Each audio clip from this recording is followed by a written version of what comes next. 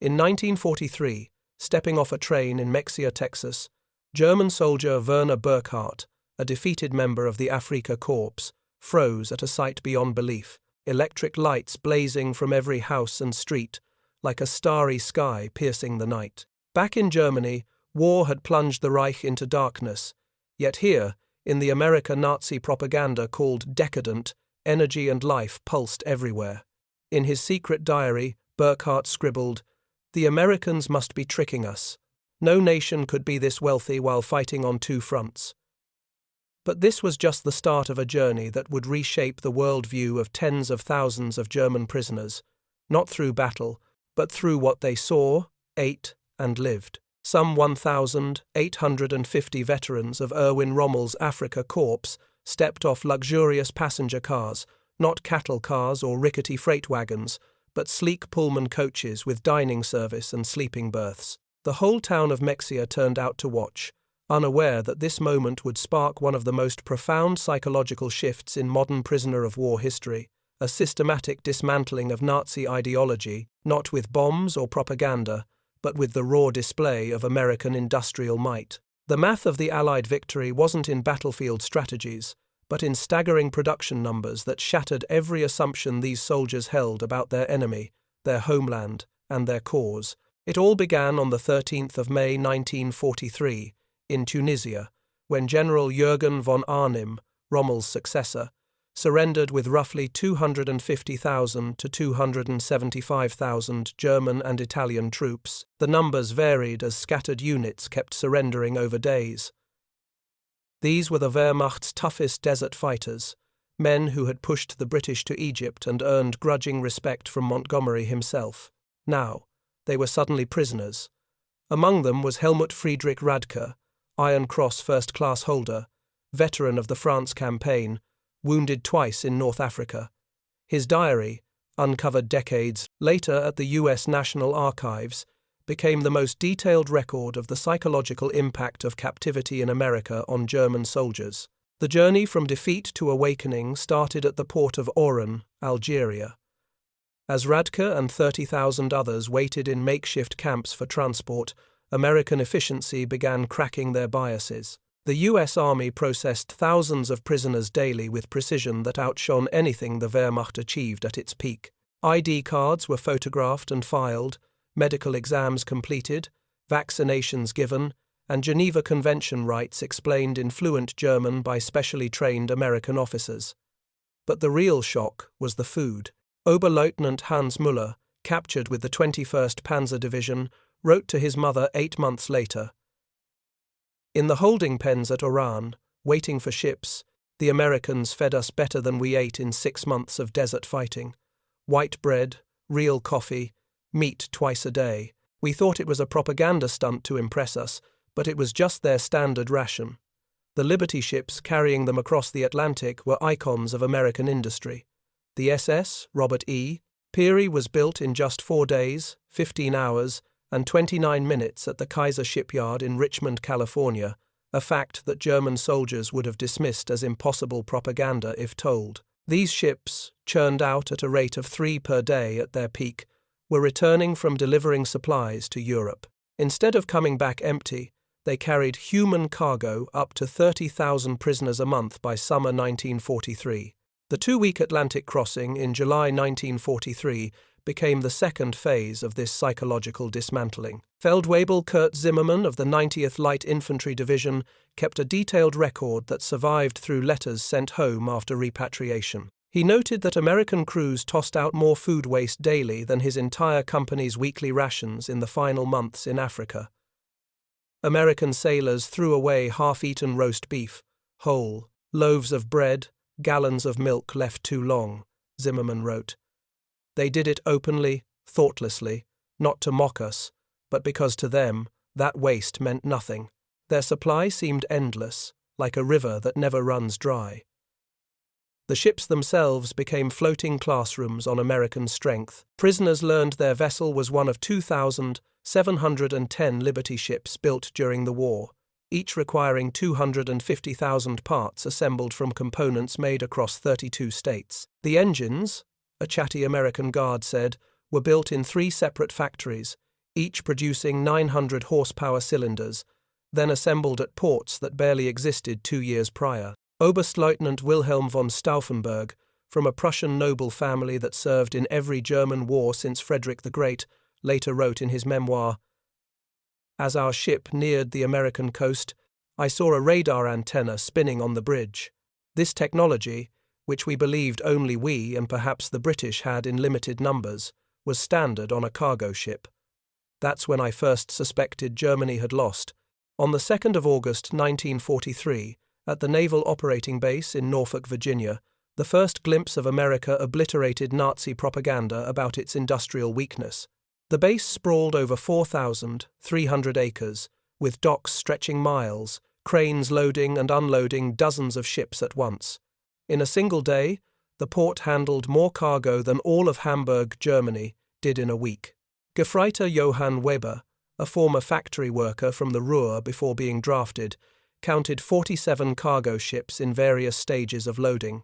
Each crane, he wrote in his secret diary, lifted loads that in Germany required a dozen men and horses. They moved smoothly on electricity, endlessly, without the choking coal smoke of our industrial cities. The prisoners marched to waiting trains, passing parking lots packed with civilian cars, hundreds owned by dock workers. In Germany, car ownership was a privilege of the wealthy and party elites. The Volkswagen, promised to Germans since 1934, remained a propaganda fantasy with fewer than 1,000 delivered to civilians. Here, ordinary workers drove to work, a notion so absurd it was almost funny, like everyone was a noble. But nothing prepared them for the trains. Not freight cars or the 40 and 840 men or 8 horses that hauled German troops across Europe, but full passenger coaches, Pullman cars with cushioned seats that became beds, dining cars with white tablecloths and silver cutlery, observation cars with panoramic windows. Helmut Radke wrote, "We boarded the train like tourists, not prisoners. The American guards seemed almost embarrassed by the comfort. A sergeant apologized because the air conditioning wasn't working well in our car. Air conditioning. In August, we thought that luxury existed only on Hitler's personal train. The 3-day train ride from Norfolk to camps in Texas and Oklahoma proved a more powerful weapon against Nazi ideology than any military defeat. As the train rolled through Virginia, prisoners pressed their faces to the windows, seeing an America that couldn't exist by everything they'd been taught. Every small town glowed with light. Martinsville, Danville, Greensboro communities that in Germany might have one electric street lamp flaunted bright storefronts, electric signs, homes with lights in multiple rooms. The train passed factories running night shifts, windows blazing, parking lots full of cars even at midnight. Obergefreiter Meyer, whose father was a Nazi block leader in Hamburg, wrote in a letter found in 1987, "We passed dozens of cities that first night. Each had more electricity than all of Hamburg. The guard said it was normal, that every American town had electricity since the 1922. I called him a liar. He just shrugged and said, we'd see." At Roanoke, Virginia, the train stopped for water and coal. Prisoners watched American rail workers finish in 30 minutes what took 2 hours in Germany. Automated coal loaders, electric water pumps, mechanical lubrication systems, every detail screamed technological superiority. Even more unsettling was the quiet wealth of the workers. They wore leather shoes worth 2 months' German wages, drank Coca-Cola from glass bottles and tossed them without care, smoked cigarettes and stubbed them out, half-used, a wasteful extravagance that made everyone shake their heads and laugh bitterly. Feldwebel Hinrich Müller, an electrical engineer from Siemens before the war, calculated that a single train stop used more electricity in an hour than an entire Berlin district in a day. That waste was magnificent, he wrote. They left lights on in empty buildings, electric fans running in empty rooms. It was the carelessness of endless resources. As the train crossed into Tennessee and Kentucky, prisoners faced the full scope of American industry. Through the windows, they saw countless factories, each larger than most in Germany. The Alcoa aluminum plant in Tennessee stretched 3 miles along the river. its electric furnaces consuming 175,000 kilowatts, more than all of Munich. Near Louisville, the train slowed past the rubber town complex, where synthetic rubber plants had risen from empty fields in just 18 months. 4 massive facilities, each employing thousands, produced 800,000 tons of synthetic rubber yearly. Germany, despite inventing the process, never topped 120,000 tons in its best year. Oberleutnant Erich Hoffmann, a chemist from IG Farben, saw the implications instantly. In a post-war interview, he recalled, "I knew those plants. I saw the distillation columns, the catalytic cracking furnaces. Each facility was more advanced than anything we built, and there were 4 in one place. They said there were dozens more nationwide. Imagine that feeling like a punch to the face from the truth itself." The train passed Ford's Willow Run plant outside Detroit, visible for miles. Built in just 9 months, it churned out a B-24 Liberator every 63 minutes. At its peak, 42,000 workers assembled planes from 1.55 million parts from 1,500 subcontractors. The plant covered 2.5 million square feet and used more electricity than all of Cologne, Germany. Hauptmann Verli, a Luftwaffe pilot shot down in Tunisia, pressed his face to the window. He counted 17 B-24 seconds in various stages of completion from the train. "We were told American planes were shoddy, rushed, would fall apart in combat, but I saw the precision of the assembly line, the quality of the build. They weren't inferior, they were just made faster than we could imagine." Deeper into America's heartland, the destruction of Nazi myths grew complete. In Street, Louis, they crossed the Mississippi on the Eads Bridge, below which barges carried more grain than Germany's entire 1,942 harvest. Prisoners saw grain silos lining both banks, each holding enough wheat to feed a German city for months. Unteroffizier Karl Schmidt, a Bavarian farmer's son, wrote in his diary, "The Americans move food like we moved ammunition endlessly, without fear of loss. I watched them load a barge with enough wheat to feed my village for 5 years. The crane operator was eating a sandwich with meat thicker than our weekly ration." In Kansas City, the train stopped at a massive stockyard with tens of thousands of cattle awaiting slaughter. The smell of meat-packing plants carried for miles. German prisoners, who survived on 7 ounces of meat a week in Africa if lucky, watched American workers eat beef sandwiches on break. "They eat meat like we eat bread," Gefreiter Paul Fischer wrote. "No, that's wrong. They eat meat like we dreamed of eating bread." A guard bought hamburgers from a stand near the station. Meat, cheese, vegetables on white bread for just 15 cents. He bought 20 without thinking, paying with $1. It wasn't special. It was their everyday food.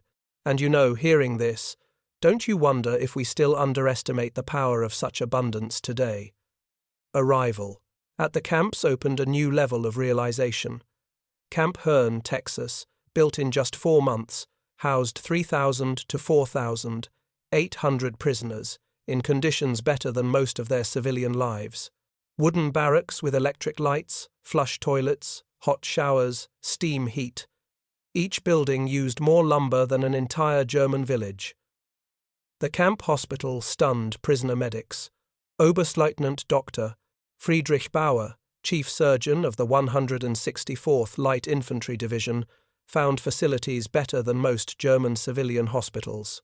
X-ray machines, surgical tools, drugs unavailable in Germany since 1941, all standard for enemy prisoners. They had penicillin, Dr. Bauer later testified, "The miracle drug we'd only heard rumors of. They used it freely, even for minor infections. German soldiers died for lack of basic sulfur drugs, while America gave us their most advanced medicine without hesitation." The camp kitchen became another lesson in prosperity. Prisoner cooks found walk-in refrigerators, electric mixers, automatic dishwashers, gas stoves cooking for 5,000. Daily rations included fresh milk, eggs, meat, vegetables, white bread amounts Germans hadn't seen since 1939. Feldwebel Otto Krebs, a Munich hotel chef before the war, wrote, "Today, we threw out more food than my family saw in 3 years. Not spoiled, just extra. American rules required cooking 10% extra to ensure every prisoner got enough. The surplus was discarded. I cried, throwing good bread in the trash. By September 1943, America's farm labor shortage led to prisoners working fields and factories nationwide. This decision, born of necessity, proved more effective at dismantling Nazi ideology than any propaganda program. Prisoner groups were trucked to work daily, driven through America's heartland without blindfolds or restricted routes. They saw it all. Endless corn and wheat fields, factories running 3 shifts, stores brimming with goods, parking lots packed, homes with refrigerators and radios.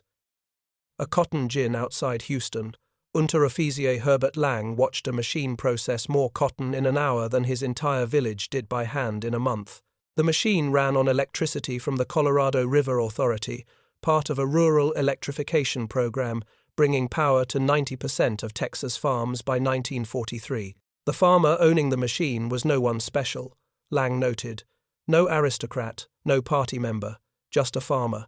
Yet he had electricity, running water, a truck, a car, a tractor.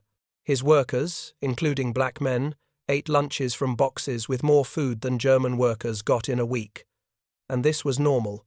Every farm we passed was like this, a fact that makes you chuckle, because in Germany a tractor was a dream, but here it's just not a big deal.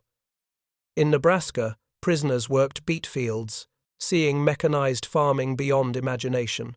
One combine harvester did the work of 100 men. Fields stretched to the horizon, each larger than entire German counties. Farmers spoke casually of yields that were fantasy in Germany. 60 bushels of wheat per acre compared to 30 on Germany's best land. Gefreiter Wilhelm Hoffmann, working outside Scottsbluff, wrote, "The farmer's son, a 6-year-old kid, drove a tractor worth more than my father's lifetime earnings. When I mentioned it, he laughed and said it wasn't even their best one. His dad was waiting for a newer model from John Deere." The most devastating revelations came to prisoners working near or in American factories. Though the Geneva Convention banned direct war production labor, prisoners could work in other industries to free up American labor for military work. This workaround let thousands of Germans see American industry firsthand. At the Campbell Soup plant in New Jersey, they watched assembly lines process more tomatoes in a day than most German factories did in a month. The facility ran with women and elderly workers, as young men were drafted, yet output surpassed peacetime. Stabsfeld Wiebel Ernst Wagner, a former German food processing worker, recorded, "Everything was automated. Electric conveyors, automatic fillers, boilers, cooking hundreds of cans at once. One old lady at a control panel did the work of 50 German workers. She did it while listening to the radio and sipping coffee." Near Detroit, prisoners unloading coal at a power plant glimpsed the River Rouge complex across the river, where 100,000 workers built jeeps, plane engines, tanks. The plant consumed 1.5 million kilowatt-hours of electricity daily, more than all of Hamburg. "We saw the parking lot," Obergefreiter Franz Kellner wrote. "Thousands of cars owned by workers. In Germany, even our officers rarely had cars. Here, factory workers drive to work. The guard said many have 2 cars, one for work, one for family. We thought he was joking." By winter 1943, the cumulative impact of these observations created what American intelligence officers called an ideological collapse syndrome in prisoners. The Special Projects Division, a secret re-education program under the Provost Marshal General's office, noted a surge in prisoners requesting American newspapers, books, and educational materials. Major Paul Neuland, a monitoring team member, reported in December 1943. "Prisoners no longer argue when shown production stats. They've seen too much. The most fanatical Nazis go quiet. They remain loyal to Germany, but they don't talk of victory. Many openly question what they were taught about America." Camp newspapers produced by prisoners began reflecting this shift. Der Ruf, the Call, published at Fort Kearny, Rhode Island, moved from defiant nationalism to discussions of democracy, economic systems, and post-war rebuilding. Editors, carefully chosen anti-Nazi prisoners, found readers increasingly receptive. Lieutenant Hermann Goetz, captured with the 10th Panzer Division, wrote in a censored letter, "We were taught America was a mongrel, weak, divided nation controlled by Jews, incapable of military strength. Every day here, I see the opposite. This is the most organized, unified, and powerful nation on earth. We were fed fairy tales by criminals."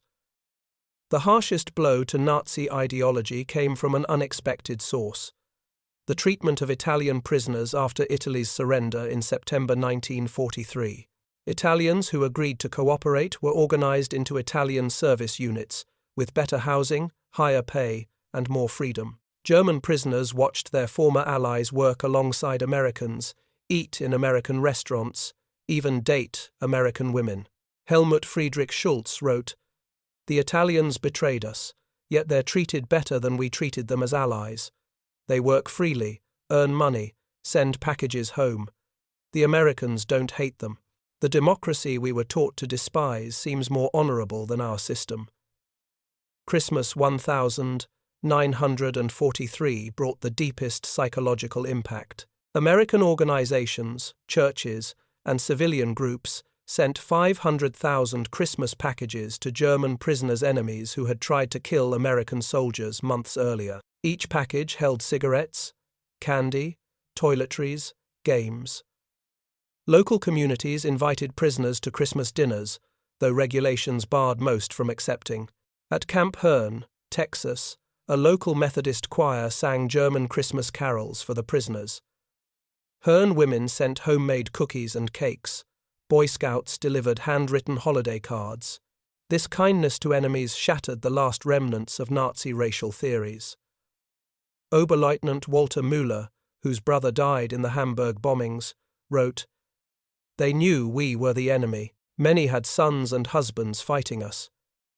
Yet they showed Christian compassion, not propaganda, but genuine kindness. What kind of people treat their enemies this way? Only those certain of victory and secure in their strength." The Christmas feast itself defied comprehension. Turkey, ham, mashed potatoes, gravy, vegetables, pies, ice cream, food in quantities Germans hadn't seen since. Before World War I, prisoners ate until sick, unable to grasp why such resources were spent on enemies. "We ate like kings," Feldwebel Hans wrote. "Better than German generals ate, better than party leaders. And it wasn't special. The guards said this was a normal American Christmas, that every American family ate like this. If they feed prisoners this way, what do their soldiers eat?" By early 1944, over 40,000 German prisoners enrolled in educational programs. They studied English, American history, math, science. The University of Chicago offered correspondence courses. Stanford sent professors to lecture on democracy and economics. Their thirst for knowledge was unquenchable. Prisoners taught that America was a barbaric, cultureless land, now discovered libraries with millions of books, universities open to all classes, and world-leading scientific research. They read uncensored American newspapers, comparing multiple viewpoints impossible in Nazi Germany. Hauptmann Dr. Wilhelm von Braun, a physicist from the Kaiser Wilhelm Institute, attended a lecture on atomic physics at Camp Shelby. He later wrote, "American professors, including Jewish refugees from Germany, taught us without hatred. They said science was universal, for all humanity. They were years ahead of German research and shared knowledge with enemies.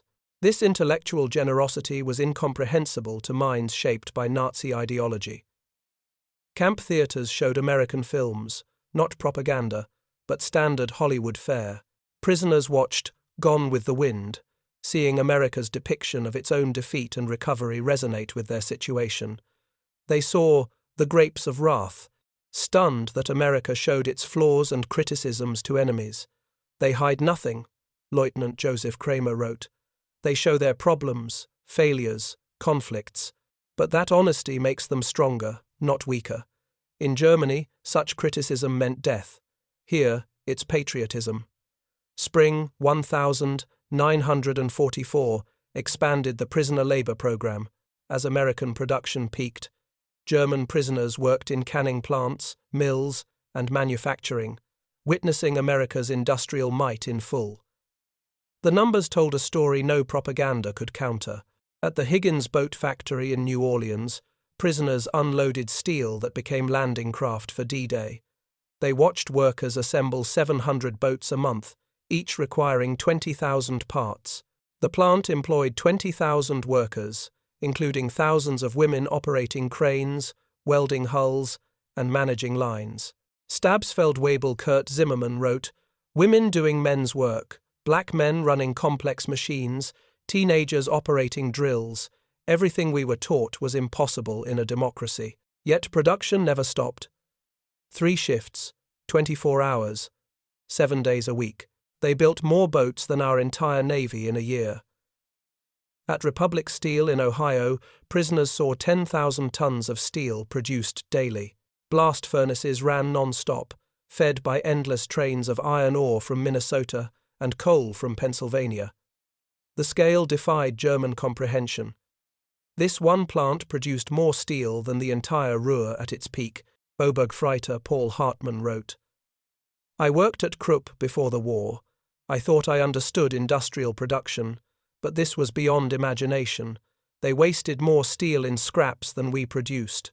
Workers complained about overtime while producing amounts we couldn't match with slave labor and double shifts." The summer 1944 harvest delivered the final blow to Nazi propaganda about American weakness. German prisoners worked across the Midwest, seeing agriculture that fed the world.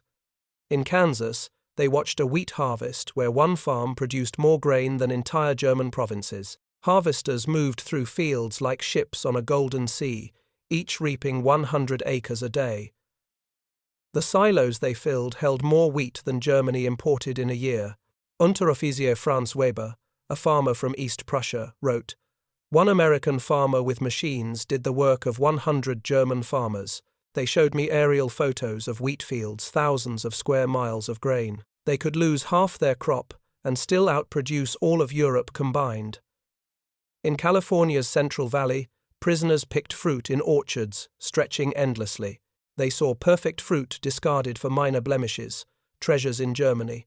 Sometimes entire harvests were ploughed under to stabilize prices, a concept that shattered prisoners from a starving Germany. "They destroy food to keep prices steady," Gefreiter Otto Schulz wrote. "Mountains of oranges bulldozed into pits because they had too many. We begged to send it to Germany for our families. The guards sympathized but said it couldn't be done. That waste was strategic proof of limitless resources." On the 6th of June, 1944, news of the Normandy invasion reached the camps, triggering the final ideological collapse. The operation's scale, 6,000 ships, 11,000 planes, 150,000 troops in the first wave, showed American organization beyond the wildest Nazi dreams. Prisoners at Camp Shelby watched newsreels of the invasion days later. They saw endless streams of ships, artificial harbors, supply systems delivering 15,000 tons daily across empty beaches. They watched their homeland crushed by the nation they were taught was too weak to fight. Oberst Friedrich von Tobel wrote, "We knew it was over, not just the war, but the entire Nazi project. We challenged the world's greatest industrial power with fairy tales and racial myths. We sent horses against their trucks, rifles against their automatic weapons, courage against their limitless resources." Throughout their captivity, German prisoners experienced something that challenged Nazi ideology more than any material wealth: American humanity. Despite propaganda painting America as weak and sentimental, prisoners found a nation so secure in its strength it could show mercy. When Gefreiter Hans Müller's son died in the Hamburg bombings, the American camp commander personally delivered the Red Cross news and offered condolences. When Lieutenant Paul Fischer's wife wrote of struggling to feed their children, an American church group sent food packages to her in Germany, enemy civilians in a nation America was bombing. They separated the German people from the Nazi regime, Hauptmann Otto wrote. They said they were fighting Hitler, not Germans. That distinction, which sounded like propaganda, proved true. They prepared us to rebuild Germany after the war, not destroy it. Medical care profoundly affected prisoners. German doctors worked alongside American medics, learning new techniques, using advanced equipment. Prisoners received surgeries reserved for elites in Germany. Mental health treatment, nearly non-existent in the Wehrmacht, was provided for traumatized soldiers. Dr. Friedrich Bauer wrote, "They treated suicide attempts with counseling, not punishment. Prisoners with mental breakdowns got therapy, not beatings." This humanity toward enemies revealed a strength we didn't understand, the confidence of true power. By March 1945, the secret re-education program yielded stunning results. Over 25,000 prisoners voluntarily took democracy courses.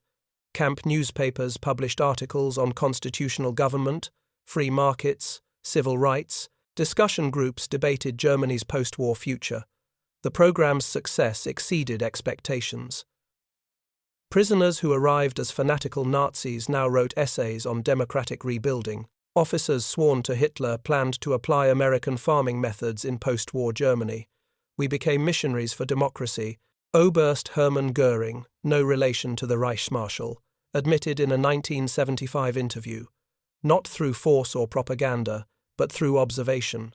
We saw it work. We saw ordinary people living better than German nobles. We wanted that for Germany."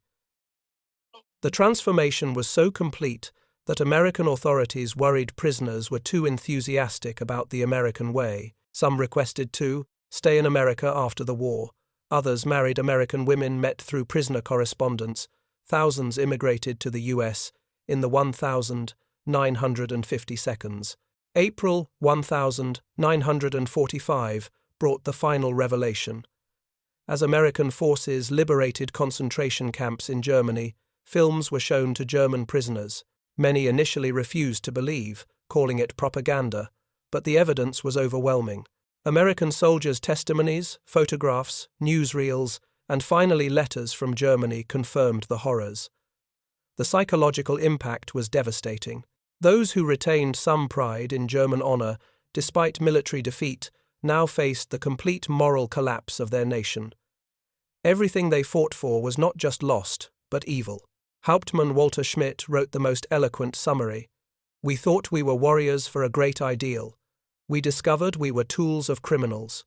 We believed we were bringing civilization to inferior peoples. We saw we were the barbarians. The Americans we called weak and decadent showed us what civilization truly means."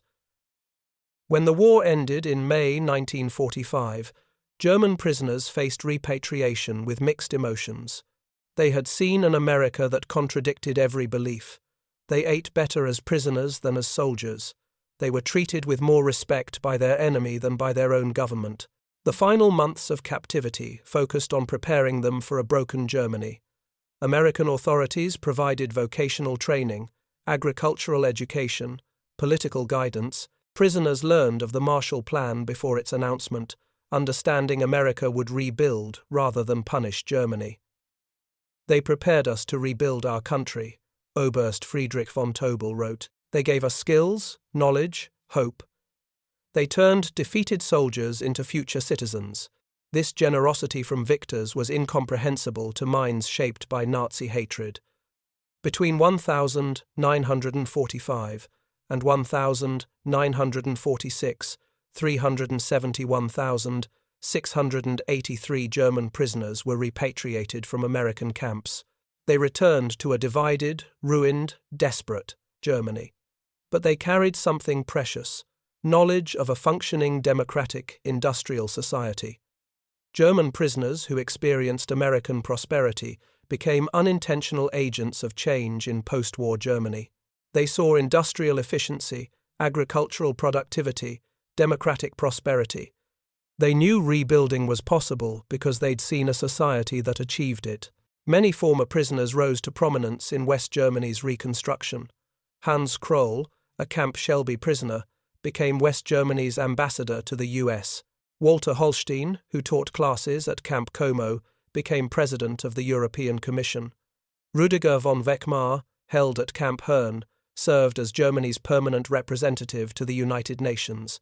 Eduard Ackermann, a Fort Robinson prisoner, led German agricultural reform. They brought American methods to German industry, American efficiency to German farming, American democratic ideals to German politics. The economic miracle of the 1950 seconds was built partly on knowledge learned in American prison camps. We learned prosperity comes from freedom, not conquest, Hans Kroll wrote in his memoir. We saw democracy create wealth, diversity bring strength, treating workers well boost production, lessons learned as prisoners shaped the new Germany. Historians call the German prisoner experience in America one of history's most successful re-education programs. Without coercion or traditional propaganda, American industry and democracy turned hardened Nazis into future democratic citizens. The program succeeded because it relied not on words, but on observation. Prisoners saw American society function at peak efficiency while treating enemies with respect. They witnessed industry that made German production look primitive. They experienced a standard of living that exposed Nazi promises as fantasies. Historian Arnold Kramer, a leading expert on German prisoners in America, concluded, America won the propaganda war not with clever messages, but with sheer reality. Every full meal, every electric light, every working toilet was an argument against Nazism. Prisoners were persuaded by prosperity. Statistics back this assessment. Of 371,683 German prisoners held in America, fewer than 1% attempted escape, with just 2,222 tries.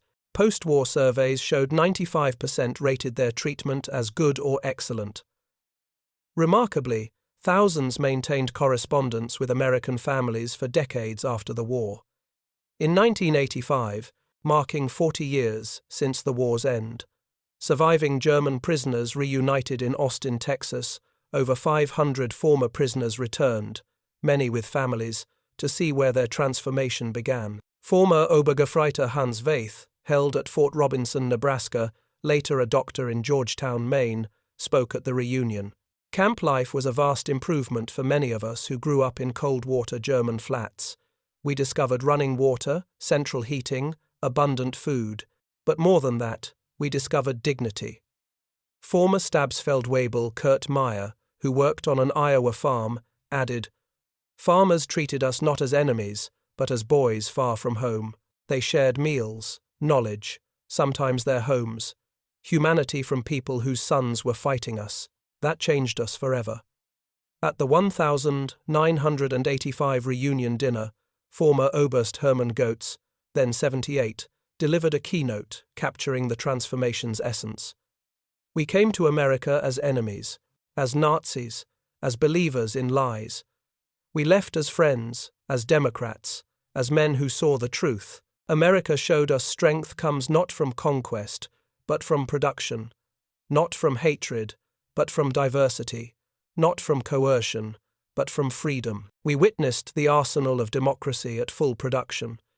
We saw farmers feed the world, workers build tools of victory, citizens treat enemies with respect. We learned America's true weapon isn't bombs or tanks, but boundless creativity and unshakable confidence.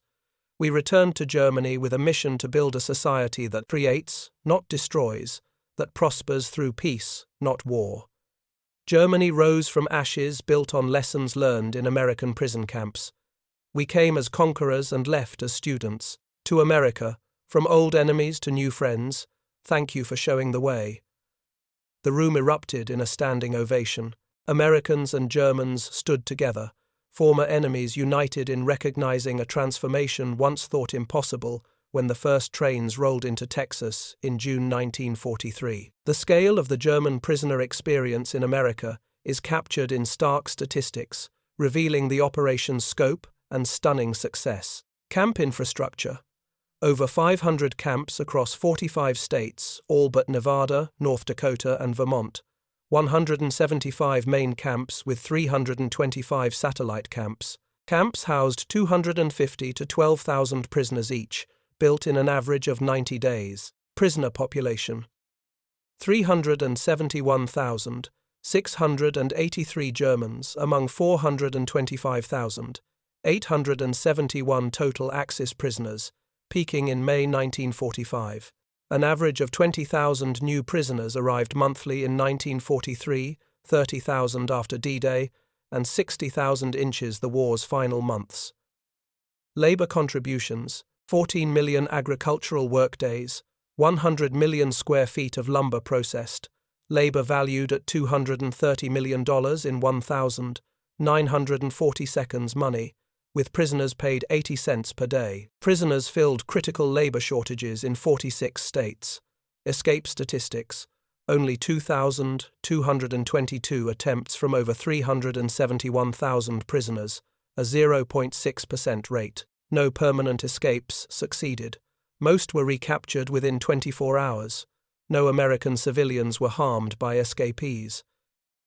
Education programs: over 40,000 enrolled in courses, 135 camp newspapers published, 30,000 studied English, 15,000 received vocational training, and 8,000 took university correspondence courses. Post-war migration: about 5,000 former prisoners immigrated to the US after the war. Over 12,000 maintained correspondence with American families, averaging 31 years. Many returned as tourists or business partners. Treatment ratings: 95% rated their treatment good or excellent. 74% said captivity positively changed their worldview. 61% expressed interest in studying democracy. Fewer than 10% held strong Nazi beliefs by 1945. German prisoners who experienced American industrial might didn't just witness history, they were transformed by it. Captivity became education, defeat became enlightenment, imprisonment became liberation from the chains of Nazi ideology. Ultimately, America's greatest victory wasn't on the battlefield, but in the prison camps, where undeniable evidence of democratic prosperity achieved what armies could not, completely transforming the minds of enemies. The prisoners arrived believing in German superiority and American weakness. They left knowing the truth. American industrial power wasn't just overwhelming, it was incomprehensible to minds shaped by scarcity and coercion. The trains that brought them to captivity in 1943 carried warriors of the Third Reich. The ships that returned them to Germany in 1946 carried architects of democracy. They saw the future, and it worked.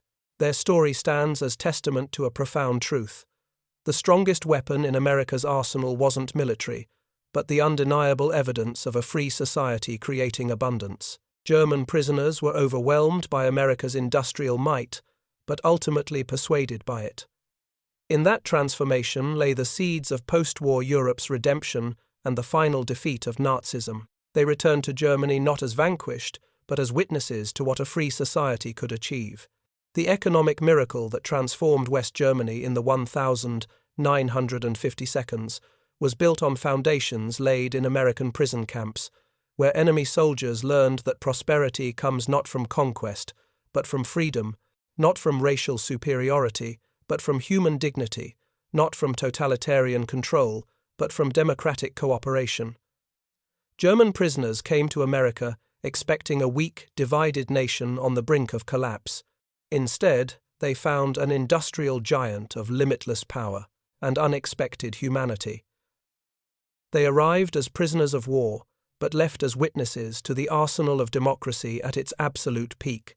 In their awe of American abundance lay the psychological roots of the Atlantic Alliance, the Marshall Plan, and Germany's democratic reconstruction. They saw America, and they were never the same. Their children grew up in a democratic Germany, allied with America, a partnership built on a transformation that began when 1,850 Afrika Korps veterans stepped off a train in Mexia, Texas, and discovered every belief they held was wrong. The story of German prisoners in America is ultimately one of redemption through enlightenment. It proves that sometimes the greatest victories are won not through destruction, but through demonstration, not through propaganda, but through prosperity, not through hatred, but through humanity. Those German soldiers who witnessed American industrial might become unintentional ambassadors for democracy, carrying home the seeds of transformation that bloomed into one of history's most successful reconstructions. Their journey from Nazi warriors to democratic citizens remains one of the most remarkable transformations in modern history, achieved not through force, but through the overwhelming evidence of what free people can accomplish together. So, what do you think of this story? It's a lesson in the real power of prosperity and compassion. If you found it fascinating, give it a like and subscribe to dive into more untold stories from World War II.